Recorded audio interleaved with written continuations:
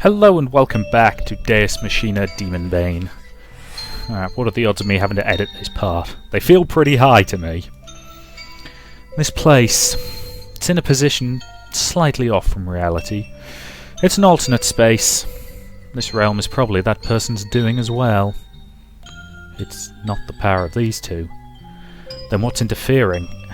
The only thing I can think of is the Black Lodge. There isn't anyone else that can interfere with Owl's fragments. But even so, I don't know what their motive is. What good does it do them to have a Thaqua go crazy like that? And what is this realm? What the hell are they thinking? Anyways, this is convenient for us. Well, Master, this world with no escape, and there are two of us.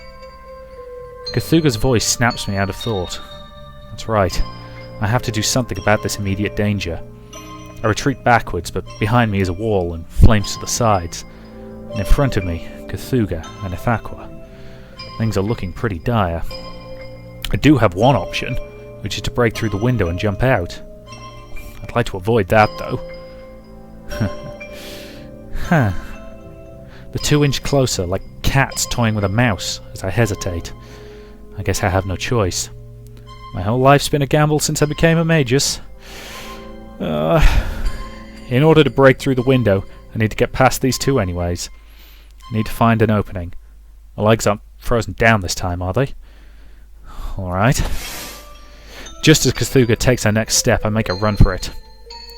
Whoa! Vibonia and Goth are having a hellish, most vile, absolutely tragic marriage over there. Not that I expected you to fall for this in the first place, damn it!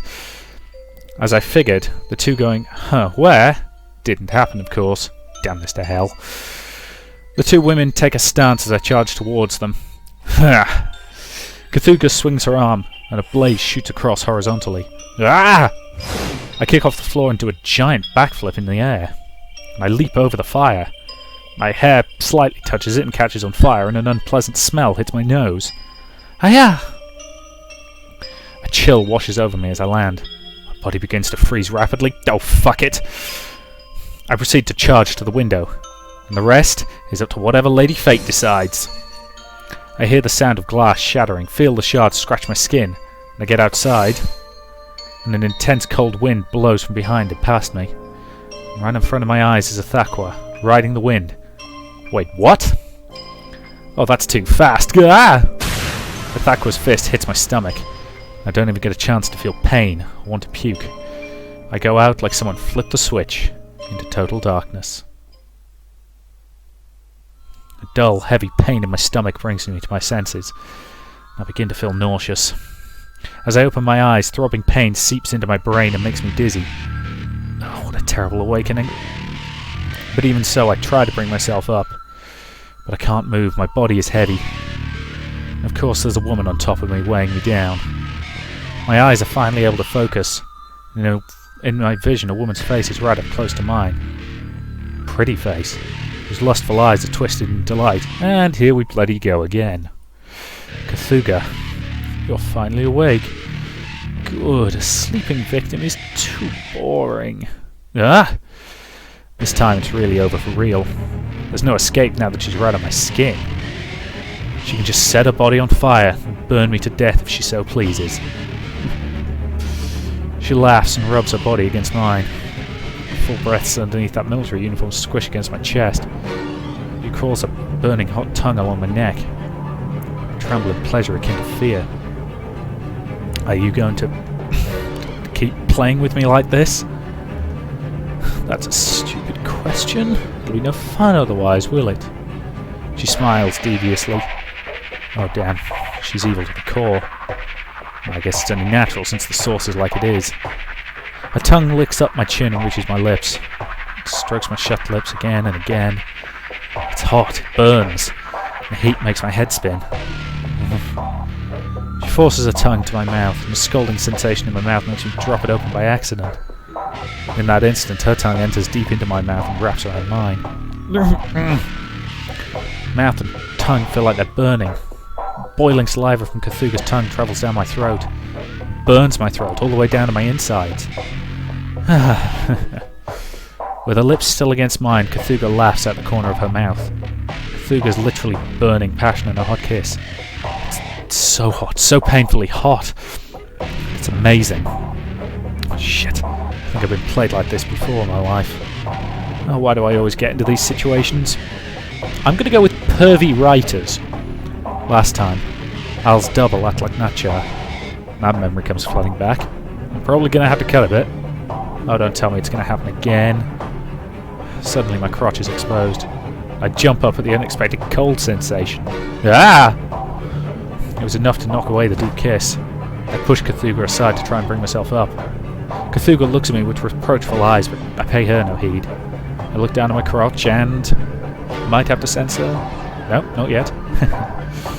There's Cthulhu, looking at me with her cold eyes, grasping me with her frigid fingers. Could this be... Are you serious? Atlak Natchar did it to you, didn't she? This is the same, however. This time it's two of us. Ithaqua finishes the line for Cthulhu in a cool voice, just as I'd imagined her. Not that I'm going to freak out at this point. But more importantly, again, oh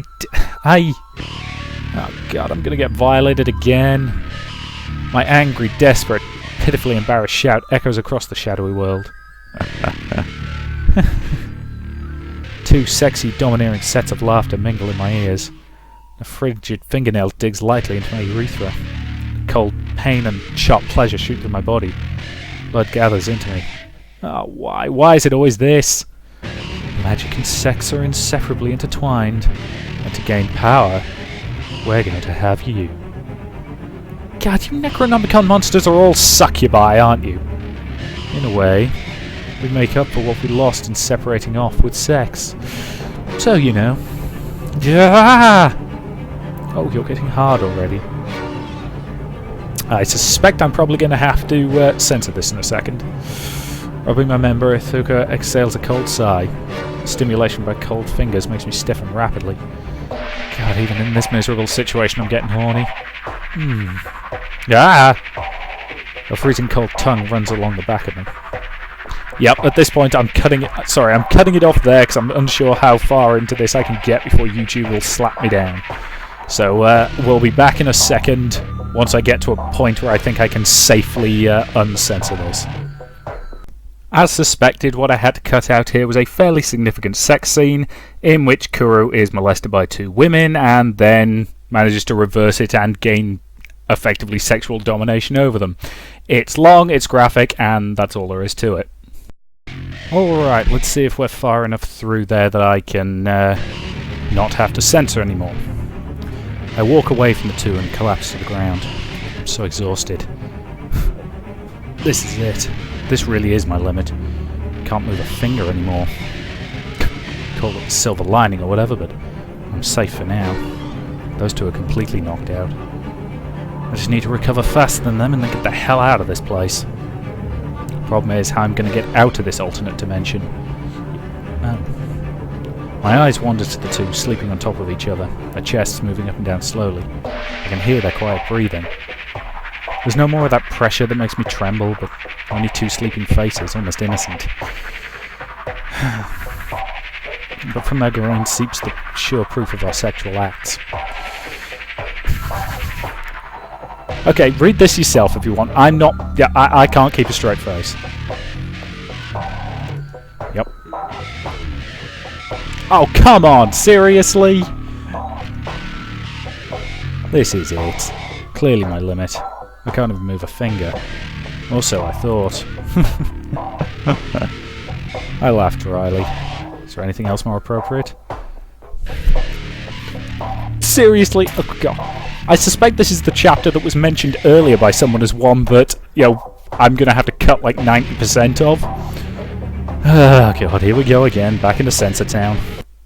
Okay, there was very little there, so I'm not even going to bother, you know, having a full-on break to, you know, tell you what happened there.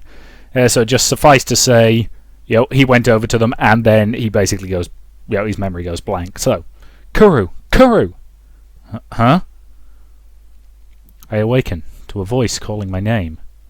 My eyelids are like lead, and when I force them open, everything's out of focus. Through my blurry vision, I can make out someone staring into my face. Hey! How slovenly! Pull yourself together! There's no mistaking that abusive tongue. I blink rapidly, managing to clear my vision. And I see it. Jade eyes peering at me. A pale face, flowing silver hair. Her hair is purple, for Christ's sake! Al? That is purple, not silver. Finally, I was wondering when you'd wake up. I did wake up, but my mind is still jumbled. I have no idea what's going on. I organise my thoughts as best I can. What the hell is going on? I don't recognise this ceiling. My back is strangely cold, probably from sleeping on the floor. I try to get up, but my body's like a slab of stone. What? Don't push yourself, your body's utterly exhausted. Why? Ah! Before I can ask the question, I remember, and the memories that came back make me forget the words and freeze. Right. I was taken to some other world, and there I met Cthugha and Ithaqua in human form. And then my face is on fire. Al probably notices me turning red and asks me worriedly, Your face is red, is your body alright? No, nothing, I'm fine. I'm just tired. Is that so? That's good. She shows some doubt at my fretfulness, but doesn't ask any more. I look around and change the subject. So, where am I? What happened to that corridor? What are you talking about? We appear to be inside a ruined building, the morning sun peeking through a broken wall. The sun shines warmly upon the city. The blizzard is over. I guess the phenomena caused by Ithaqua have ended. Why am I here? That's what I want to know. I was searching for you, and then suddenly I felt your presence here. And what's more... Al thrusts a sheaf of paper at me. No mistaking them, these are Al's pages. Could they be... What happened after Ithaqua carried you off?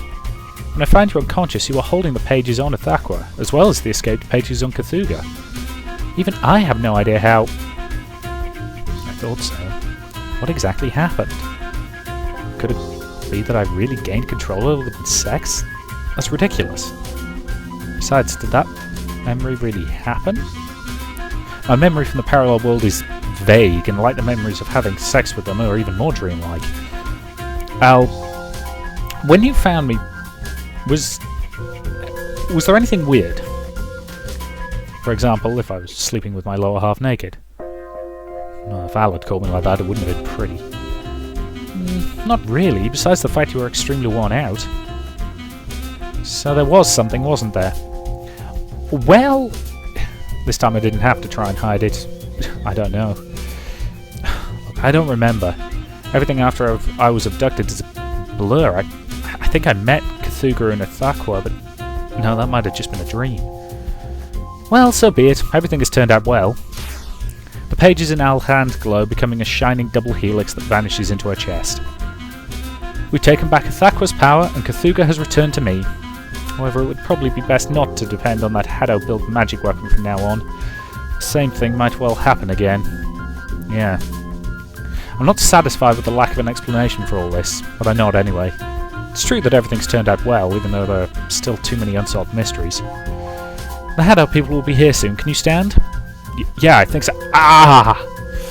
When I try to push myself off the floor, sudden pain from the backs of my hands makes me grimace. What? Are you hurt after all? Not that, it's my hands.